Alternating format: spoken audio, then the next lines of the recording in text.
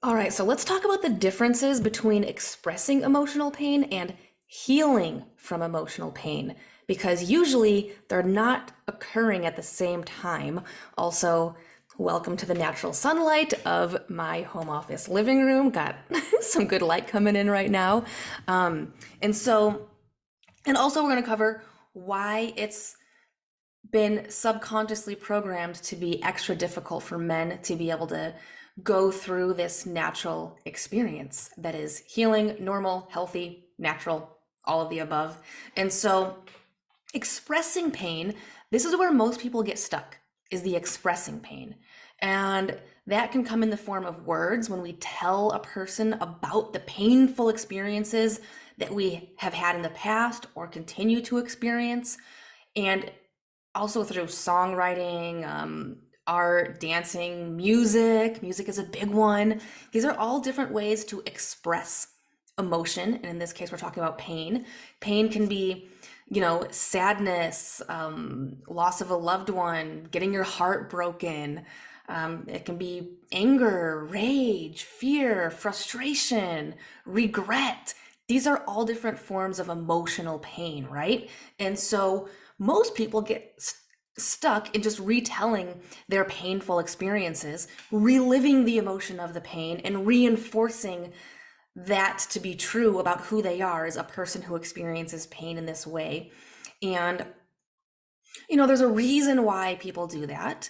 And it's so that when we have whoever we're telling our story to, if we tell it to someone who's kind, compassionate, empathetic, understanding, then we receive those things in a way that feels really good, right? And that can, in and of itself, become an emotional security blanket, is telling your painful story over and over again to receive words of comfort from another person, but that's not actually healing. That's just expressing your pain and receiving kindness from another person.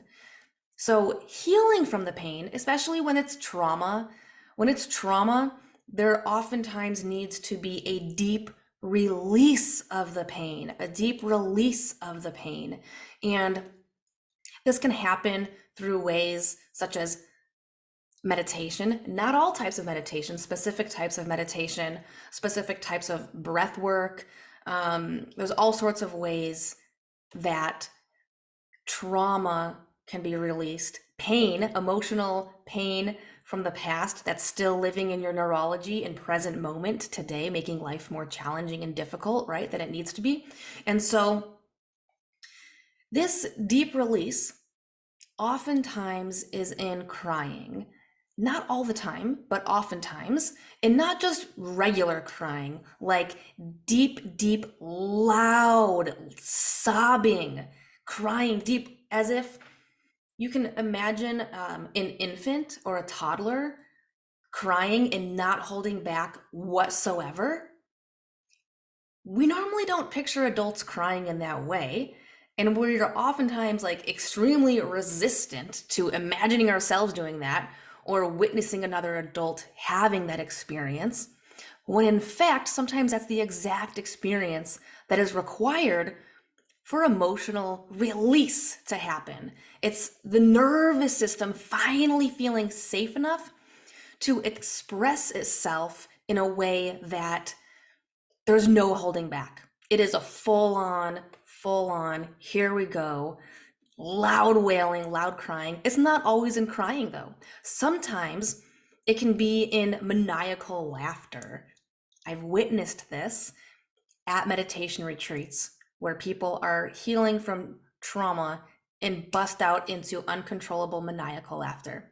I experienced that one time myself when I was doing a trauma release session um, through a Zoom. It was through a Zoom meeting, which was really cool and unexpected. And I had no idea that was going to happen. And ever since that moment, laughter has been easier for me. It was like there was something that needed to be expressed in a very, very intense way. And so it allowed for the release of the pain. And so these are some of the differences between just simply expressing pain through words and music and artwork that doesn't really do the healing per se. But then doing the deep emotional work, which is why I have really specially selected meditations and breath work in Leap of Courage so that it can facilitate this process. And now, for men, men have been given an unfair card with society saying, we have those sayings like boys don't cry, oh, tough it out, wipe your tears away. Oh, there's even that song that was popular last year on the radio of save your tears for another day. And it was like, okay, that's saying like don't cry right now. And what that's saying is withhold your emotions and shove them down and suppress them and cause damage to your nervous system because I don't want to hear you crying right now. And so it's all over in society from the time we are small children to growing up. It is subconsciously programmed that, first of all, that adults don't cry to that level. And second of all, that men just like don't cry and don't express, especially those, like crying emotions. It's safe for men to express anger, right?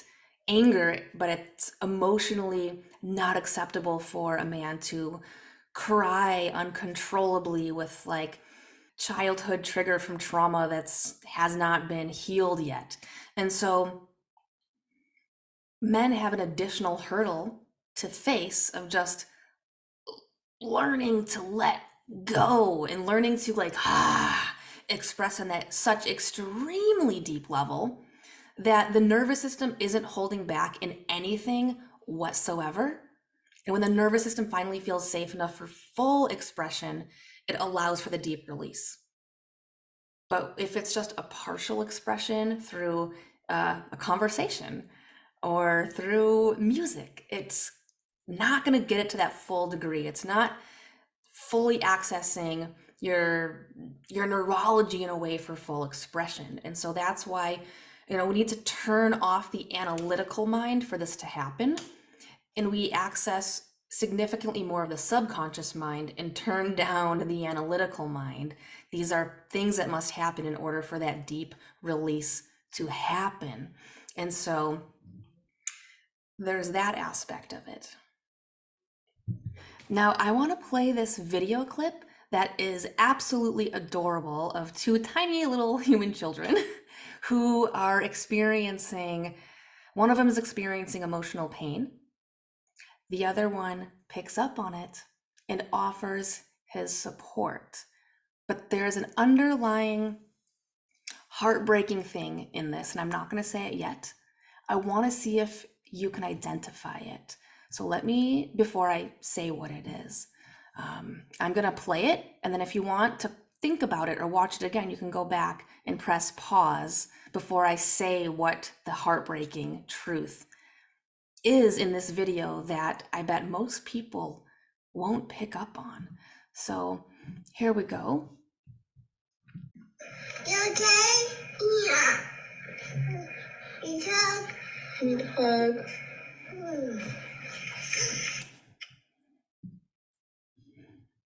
Okay, so there's one boy, the blonde-haired boy, has a look on his face like he's about to cry. Clearly something's not okay with him. The other boy, he sees what's going on and he looks at him and understands intuitively. With his subconscious mind recognizes it, his conscious mind recognizes it, and he compassionately and lovingly says, he asks, "Are you okay? Are you okay?" He already knows the answer is no. He knows the answer is no. But what does the little blonde-haired boy say in response to hearing, "Are you okay?" He says, "Yeah." He says, yeah. His words say, yes, I am okay. But clearly, everything else that that little boy is expressing, the answer is no.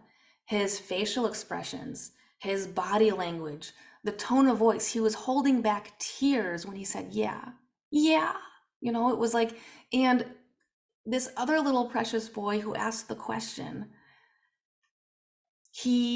the only thing that he heard and that he saw was the truth of what the boy who was about to cry was feeling and experiencing. And so when the little boy said, yeah, the one who asked the question, he heard, no, I'm not okay. And he went on to say, do you need a hug?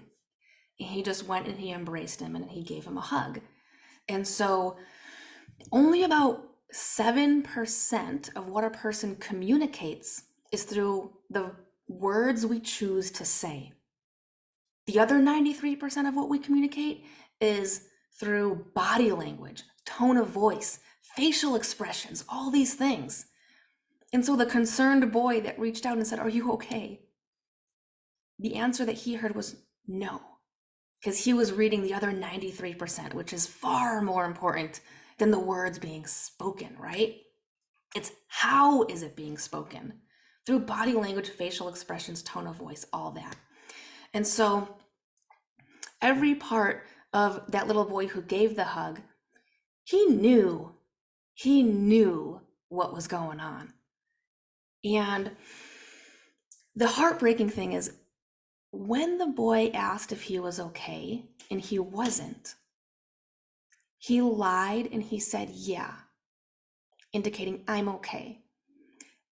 That little boy is so young, and he is already being programmed by maybe the cartoons or the adults or his older siblings or whatever it may be. He's already being programmed to lie about his experience, to lie about what he is truly experiencing.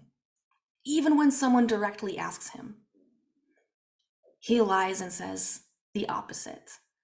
That's not normal or healthy. And it's not what we automatically do as human beings. That is a learned behavior. That is a learned behavior at such a young age. He's learning that it is not acceptable to express what he's going through when he is having a challenging experience, a challenging moment. And so that right there is what almost all boys and men, males in our society are taught at such a young age. That is so not fair on any level whatsoever. And that right there, we could have a huge conversation and video just about what that means, right? And it also sets up expectations for women to not have the men in their lives express themselves. And women have been taught that men are weak if they express in these ways, right? And it is not fair to anyone on any level, any of this.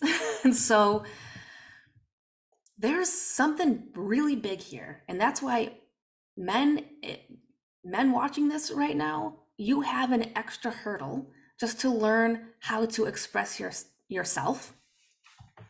Even in the absence of other people, when you're alone, crying can be difficult and challenging. When those tears and these emotions begin to well up, the subconscious mind has been programmed to shove them back down. So to allow them to come out is something that is another hurdle to get past, right? But even women experience that as well, as that emotional suppression. And so you gotta feel it to heal it. You gotta feel it to heal it. And let it out. Just let it out of that nervous system, right? And it can come out also in physical movement. I've shared before when I was at a Dr. Joe Dispenza meditation retreat in February, like the month before lockdown. I had this tremendous trauma release. I was sitting there in the chair doing the meditation, and all of a sudden, my body started like going into what seemed like convulsions, but they were very safe and very healthy.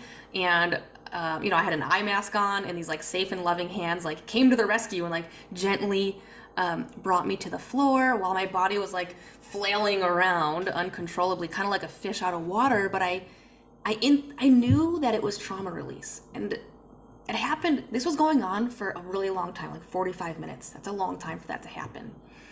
And afterwards, the amount of relief I experienced was stronger than any I've ever experienced in my entire life. Your own body has the ability to make what's equivalent to Valium. And my body sure as heck made some Valium. And I felt like I was just cruising on Valium for like 3 days. Like nothing that anyone could have ever done or said could have upset me. I was so in this amazing place of trauma release, and that was through physical movement. It was through physical movement. And then I've had other releases where it was intense sobbing, like wailing, like louder, like the neighbors are gonna hear me type crying. And there was one time where it was maniacal laughter. And these are different ways that the body heals from trauma. Through, in the moment, the nervous system feels safe enough to heal, to express and heal fully, wholly, and completely in whatever that thing was. And it's so incredible. And so that's why you cannot heal when you're in your analytical mind. That's when you're having more of a elevated stress hormones, right? We can't access that deep emotional release when we're in our analytical mind. So there's certain things like meditation, breath work, even women can experience this after orgasm. If there's a woman who cries after orgasm, that is emotional suppression being unlocked and beginning to express itself in a way that is such a deep form of expression. It allows for the painful experience to get healed. It's a deep release. And so a lot of women who are unaware of this will begin to shove those emotions back down and not engage in the crying experience. And if a woman doesn't feel emotionally safe to cry in front of her man or her partner, and if he doesn't know how to be emotionally available for her in that moment, then she's gonna likely detect that and shove it back down.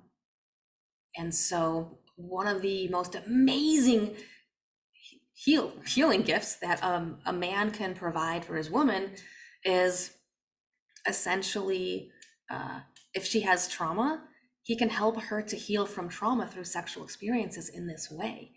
And knowing how to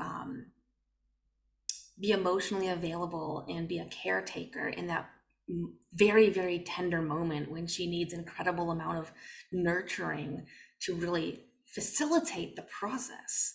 And it can be an incredible way to heal. And so I didn't really know I was going to get into that topic, but it's super relevant here. And I know that is not only reserved for women. Men can have trauma healing experiences through sexual experiences as well. And so I want to go back to that video where the little boy says, yeah, but every part of his being, the answer was no. You okay? Yeah. You hug? Need hugs. And there's a thing called congruency. I learned this when I was becoming a certified NLP practitioner, and congruency is so big, so huge. And it's the words that you choose to say. Is it in alignment or in congruency with your subconscious mind? The words you consciously chose to say, is it congruent with your emotional self, where your subconscious mind is? And so if the answer is no, like the example in this video, the person who you're speaking to is going to believe your subconscious mind, which is your facial expressions, your tone of voice, your body language, and that's what the subconscious mind of whoever you're speaking with is going to believe. And the words are still going to be present, and we've oftentimes been trained to just respond to that 7% of communication, the words being spoken. And that's a learned thing that's programmed into us. In this video, the beautiful thing, that wonderful, loving, compassionate little boy who gave the hug, he was not yet programmed into listening to the words. He didn't hear yeah. He heard, no, I'm not okay, and a hug would be amazing right now. And he reached out and he gave a hug.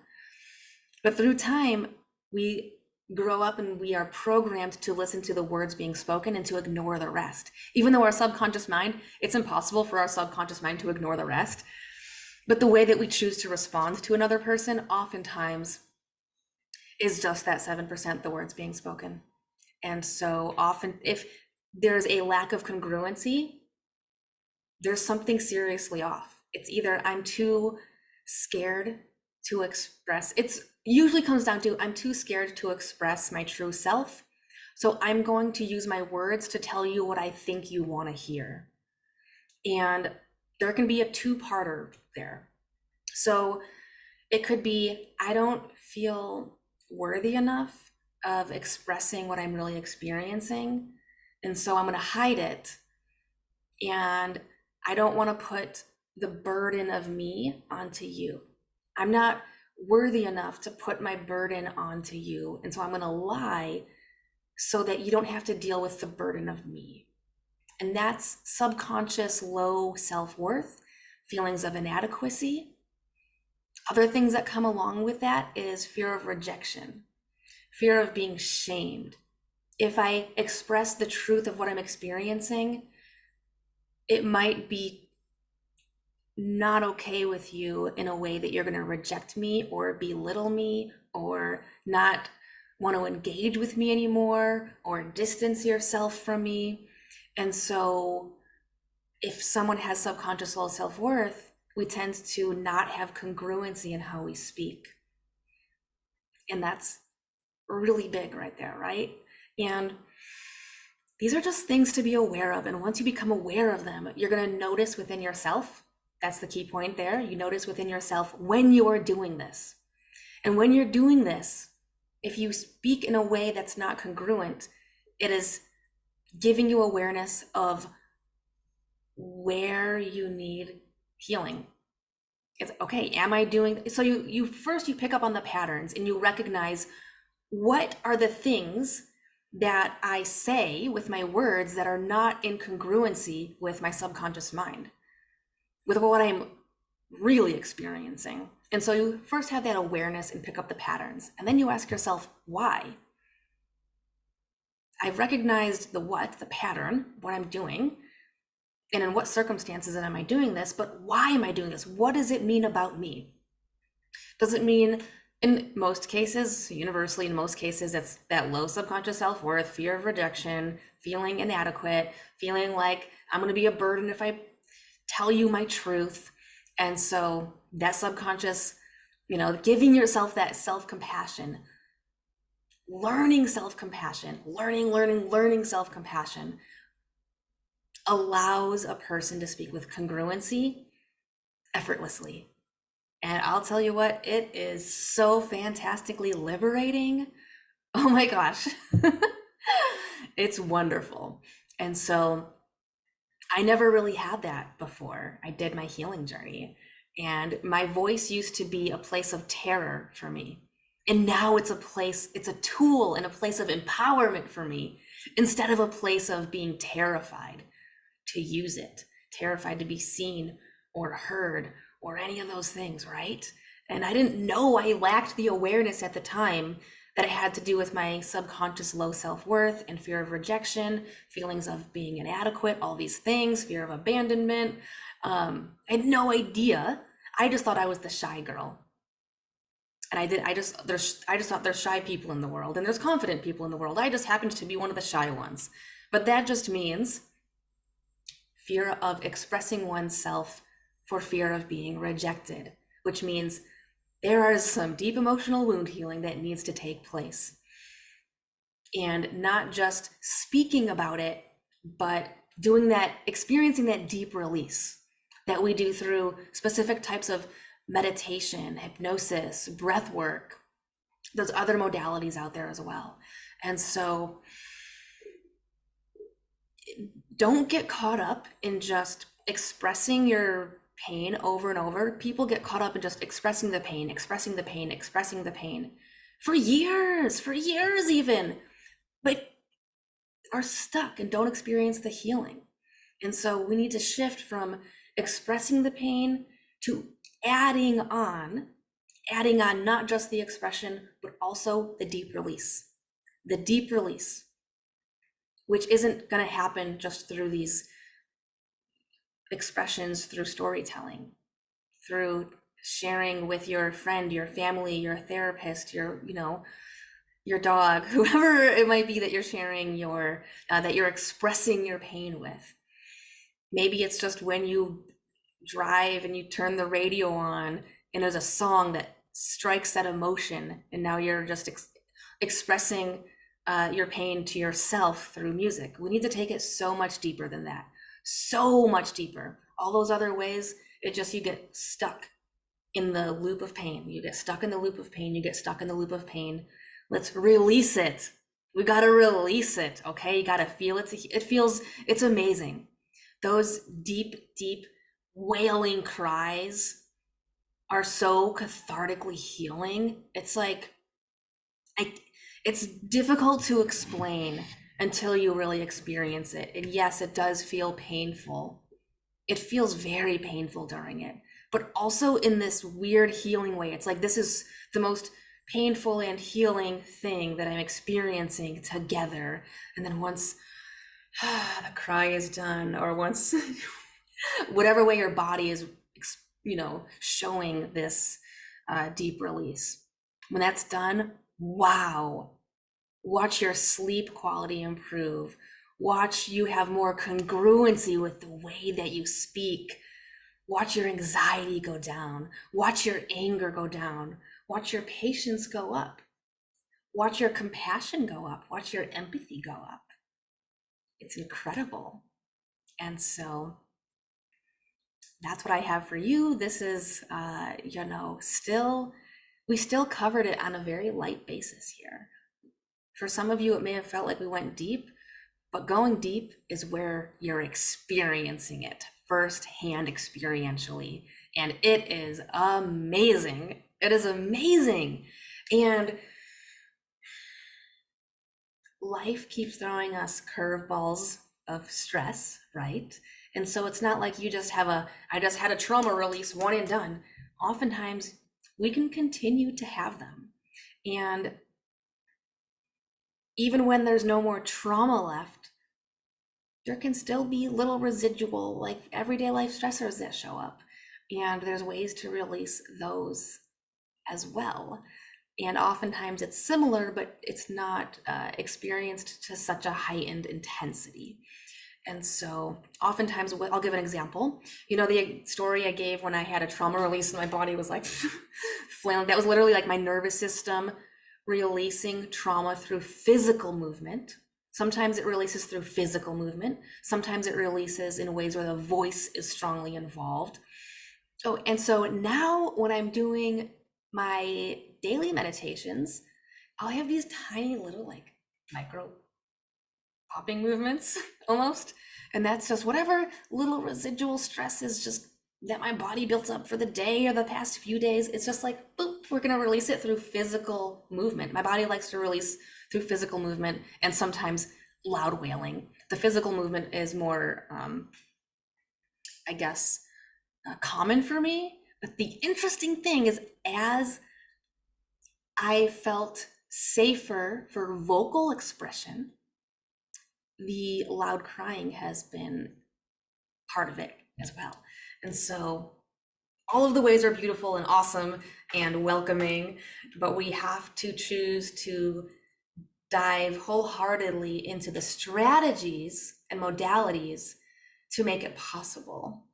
And so I wanted to share that with you. And I am going to be making an entire video lesson for the course just on the different modalities in which this can happen and talking more in depth about those. And so you can kind of go and experience the ones that interest you the most, and you can, try them all out and see which ones are most effective for you, which can change periodically depending on all sorts of things, right? So that's what I have for you today, right now. When I woke up this morning, I had no idea that I was going to even make a video recording today, one of these lessons, but it just like struck me and hit me and compelled me, and I just had to get it out there. So there we go. There you have it. Signing off.